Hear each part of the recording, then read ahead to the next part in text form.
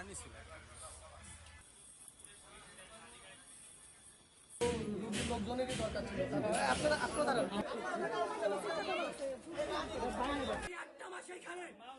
এই যে 8টা মাস ধরে আমি 8টা মাস ধরে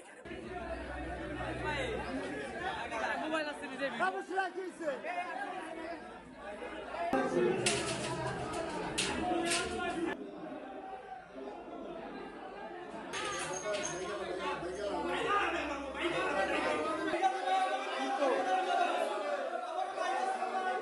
এরা নির্যাতিত করে আমার ভাইকে আপনারা দিয়েছেন হাসপাতালে ওয়াই রাখতে ভাই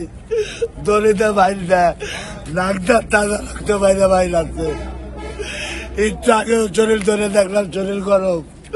আমার বাইরে পরে একদিন দেখুন বাইরে লাগছে বাইরে আমি দিয়ে গেলাম আমার ভাইটার ভালোভাবে আমরা স্যার ভাই পরামর্শ করে দিয়ে গেলাম একটু পাগলামি করে মানুষের নালিশ করে ছোট কাকিরি কইলাম যে কাকি ওর জ্বালা তো আমার আত্মহত্যা করা লাগবে আমার তো সম্মানের হানি হয় আমার সামনে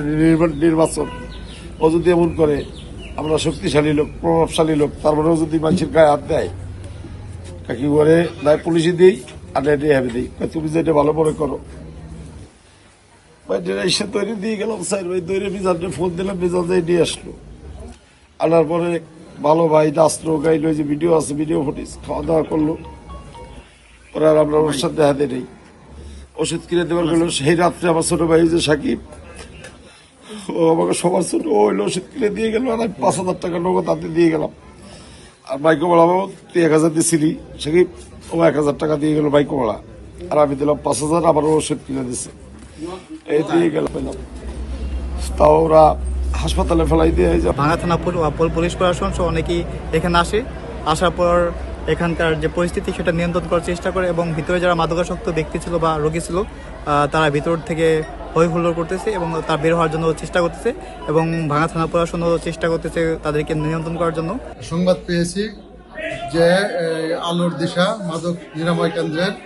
একজন লোক হাসপাতালে মারা গেছে। এই সংবাদের ভিত্তিতে আমাদের পুলিশ আমরা হাসপাতালে যাই, মৃত ব্যক্তির মৃত রাজ্জাকের শ্রোতাল প্রতিবেদন তৈরি করে তাকে ময়নাতদন্তের জন্য প্রেরণ করা হয় এবং তার পরবর্তীতে জানতে পারি যে এলাকার লোকজন একত্রিত হয়ে ওই মাদক নিরাময় কেন্দ্রে হামলা করার জন্য প্রস্তুতি হয়েছে। তখন আমরা পুলিশ সেখানে আসি, এসে ওরা নিয়ন্ত্রণে নেওয়ার পর আমরা এটা যাচাই বাছাই করে দেখতেছি, সিসি ফুটেজ দেখতেছি, ঘটনা কি সত্যতা যাচাই সাপেক্ষে আইনগত ব্যবস্থা নেওয়া হবে এবং তাদেরকে বলা হয়েছে তারা যদি অভিযোগ দেয় এটা সুন্দরভাবে যাচাই করা হবে।